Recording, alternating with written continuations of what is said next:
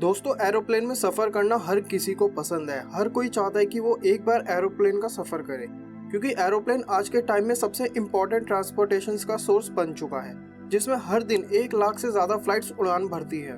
दोस्तों, जब से मैंने स्पेस क्राफ्ट, रॉकेट्स और एरोप्लेन के बारे में जानना शुरू किया है, तब से मेरे मन में एक क्वेश्चन आता है कि क्या हम एरोप्लेन से अंतरिक्ष में जा सकते हैं, या उससे भी दूर गए हैं तो चांद तक। आज की वीडियो में इन्हीं क्वेश्चंस के बारे में हम जानेंगे।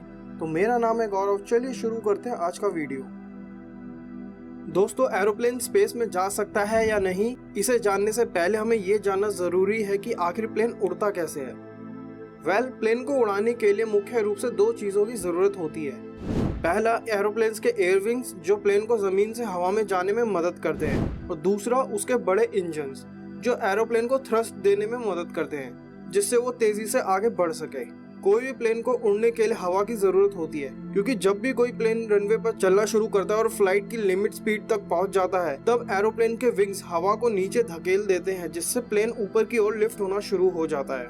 लेकिन इंजन के थ्रस्ट के बिना ये मुमकिन नहीं, जो पूरा ऑक्सीजन पर डिपेंड होता है।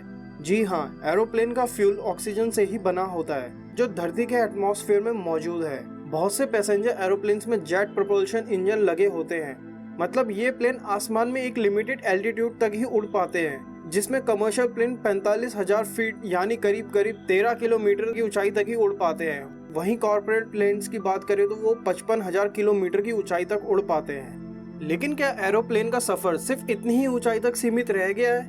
क्या हम कभी एरोप्लेन को स्पेस में उड़ते नहीं देख पाएंगे? आज की टेक्नोलॉजी में ये पॉसिबल नहीं है। इसका कारण है हमारी धरती का एटमॉस्फेयर, जो धरती की सतह पर बहुत ही डेंस है। लेकिन जैसे जैसे हम ऊपर जाते जाएंगे, धरती का एटमॉस्फेयर और पतला होता जाएगा और ग्रेविटी फोर्स भी कम होनी शुरू हो जाएगी। इतने पतले वातावरण में ऑक्सीजन भी ना के बराबर बचेगी।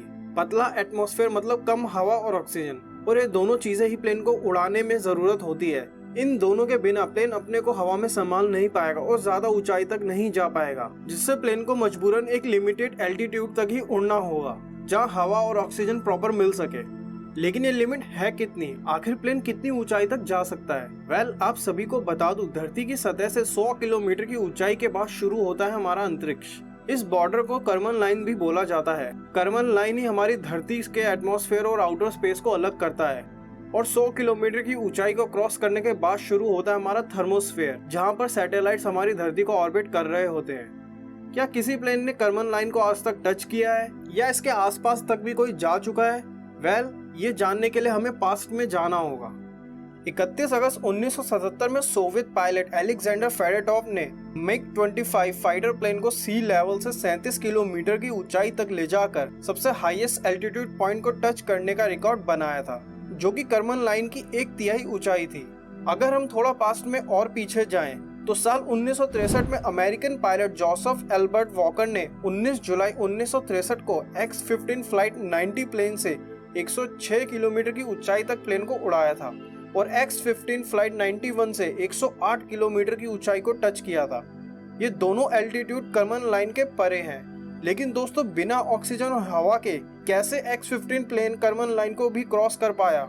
दरअसल ये प्लेन नासा और यूएस एयरफोर्स ने खास डिजाइन किया था, और ये एक टेस्ट मिशन था जिसमें रॉकेट इंजन लगे हुए थे। इसलिए इनको डायरेक्ट एयरफोर्स बेस से नहीं उड़ाया गया, बल्कि इन प्लेन्स को B-52 बॉम्बर प्लेन से 45,000 फीट की ऊंचाई तक ले जाया गया था, और X-15 ने वहां से उड़ान भरते हुए कर्मन लाइन को क्रॉस किया था। वॉकर अकेले ऐसे इंसान थे जिन्होंने एक प्लेन से अंतरिक्ष तक का सफर किया था, और इसी सम्मान में उनके नाम के आगे पायलट नहीं बल्कि एस्ट्रोनॉट जोड़ा गया।